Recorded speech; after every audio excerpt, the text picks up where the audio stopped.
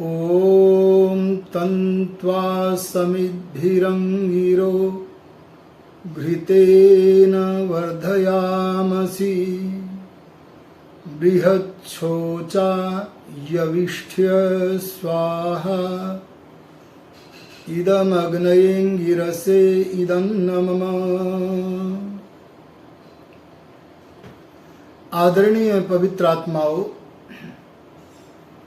हम आज के इस अग्निहोत्र विषयक सोपान में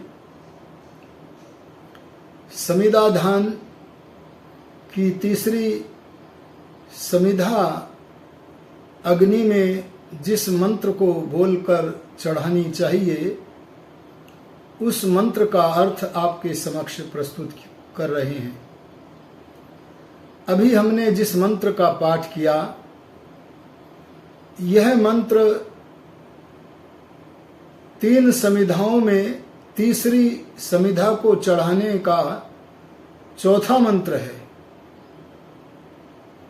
इस मंत्र में अंगिरा को संबोधन में अंगिरह कहा है।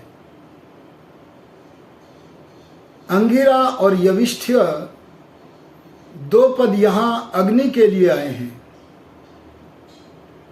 अंगिरा शब्द गत्यर्थक अगि धातु से बनता है। अंगिरा वह वस्तु है जो स्वयं गतिमान है और दूसरों को गति देती है।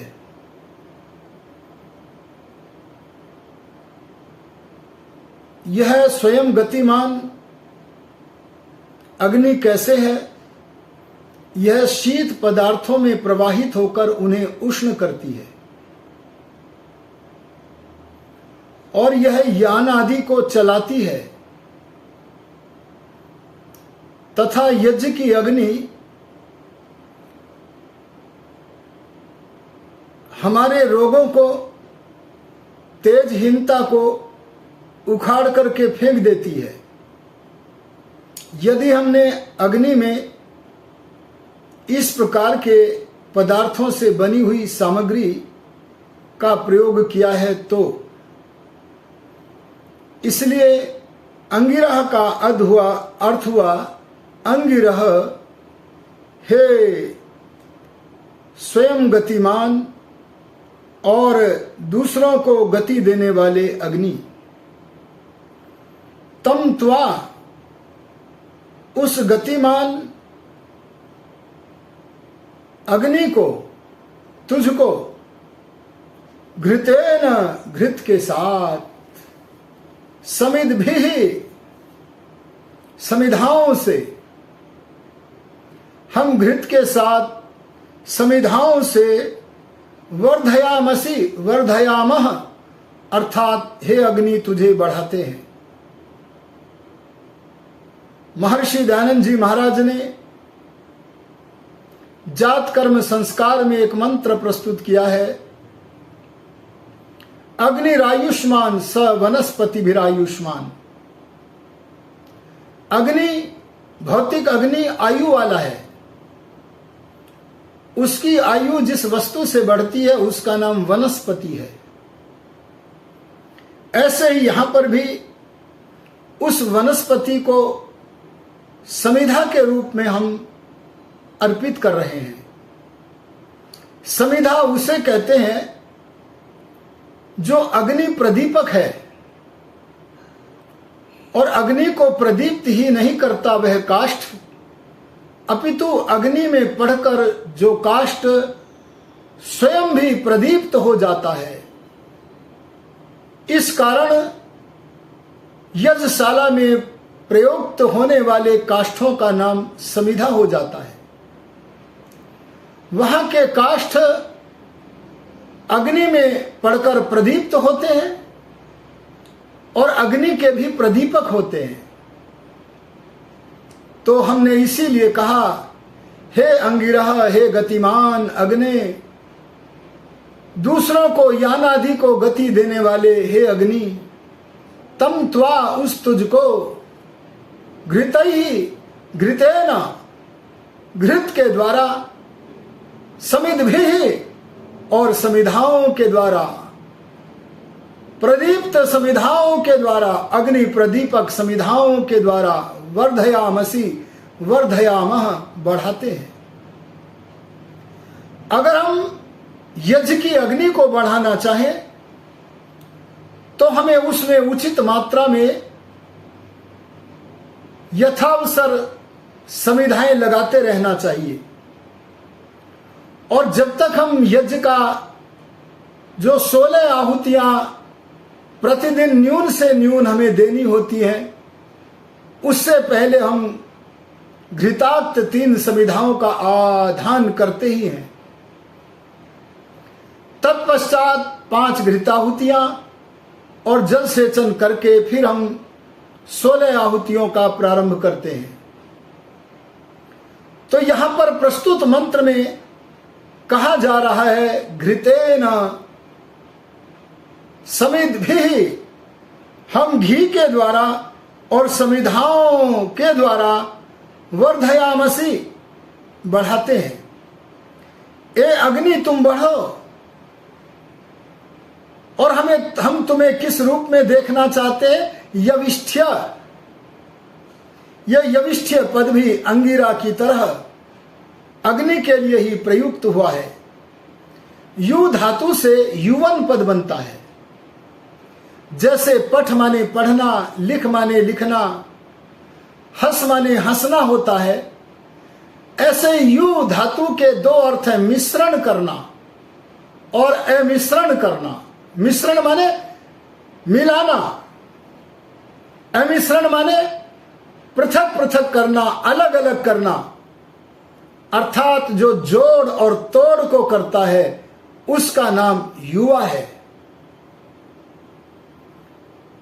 अब देखिएगा, हमारे इस संसार में जितने भी युवा हुए हैं, चाहे वो मर्यादा पुरुषोत्तम श्री राम हो, योगीराज कृष्ण हो, महर्षि दयानंद हो,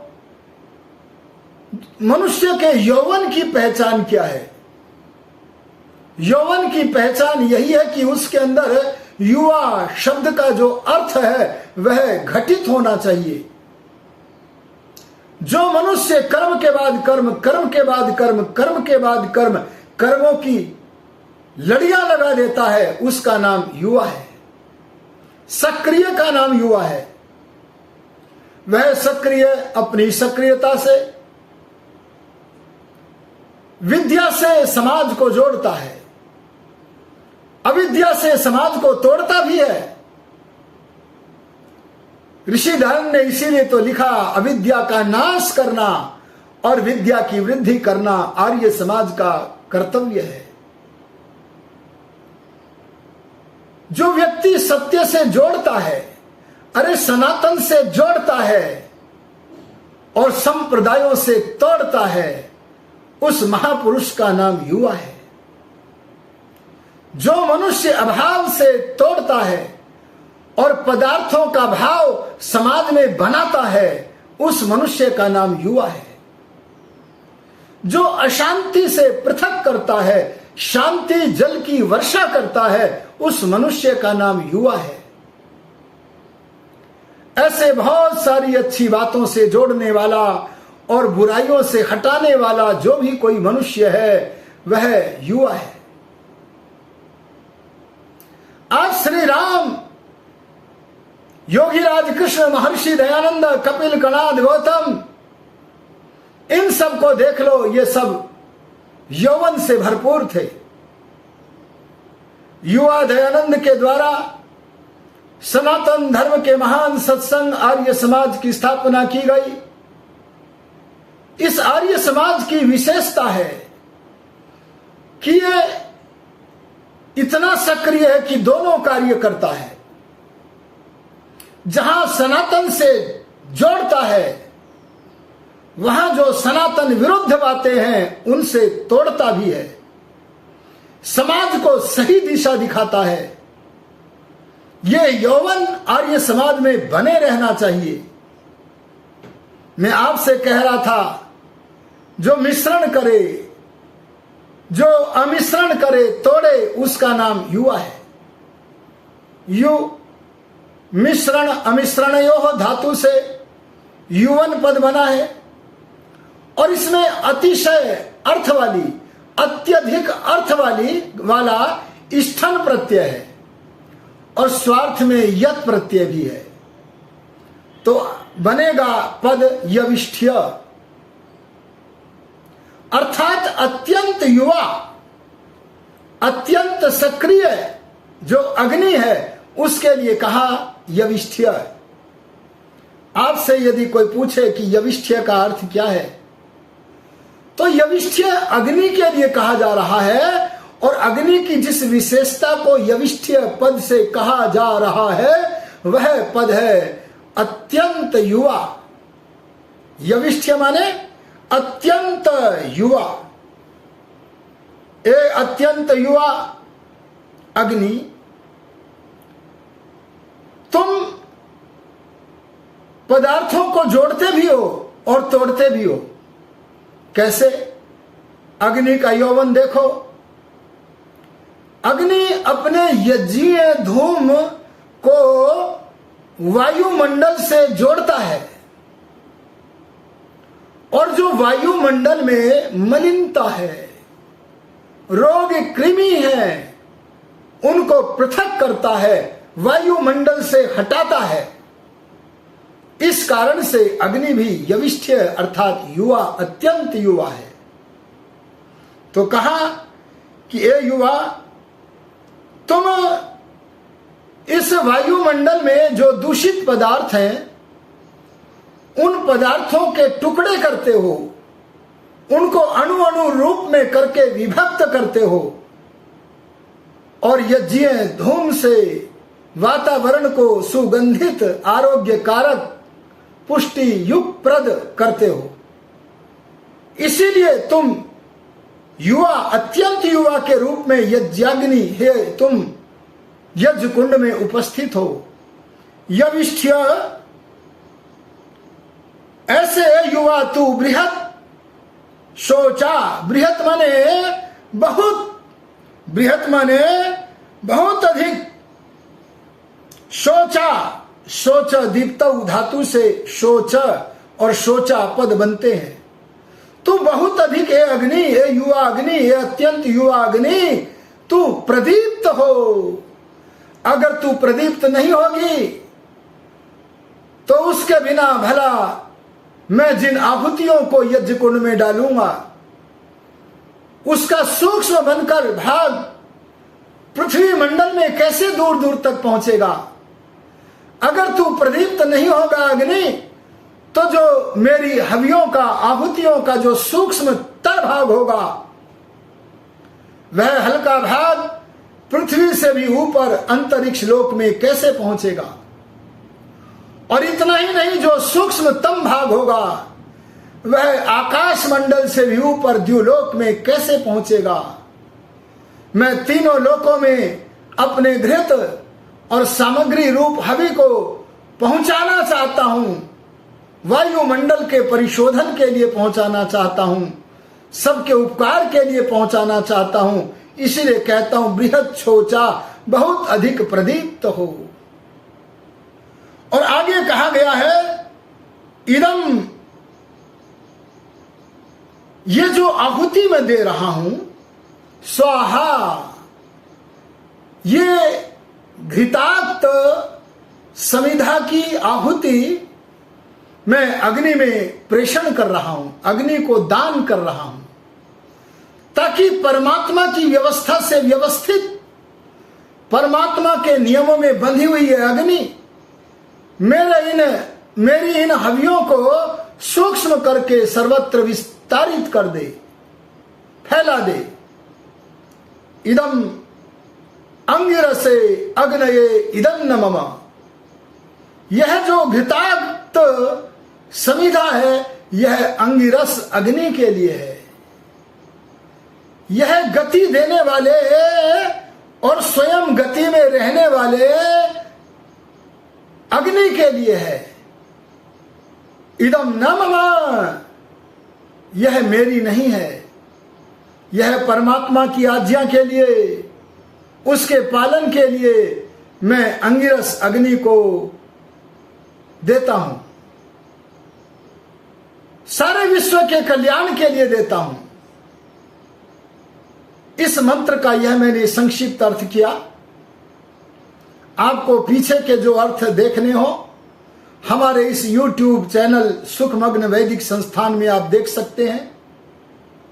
अगले सोपान में, अग्निहोत्र विषयक सोपान में, हम समिधा क्या है, समिधाएं 3 ही क्यों देनी चाहिए,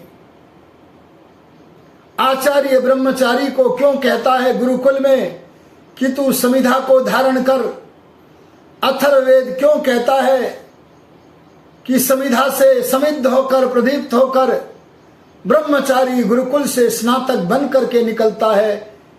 इन सब वार्ताओं को, और समिधाएं 3 ही क्यों होती हैं, इन वार्ताओं को 8 अंगुल की ही क्यों होती हैं, इन वार्ताओं को हम समिधा दान के अग्रिम सोपान में आपके समक्ष प्रस्तुत करेंगे।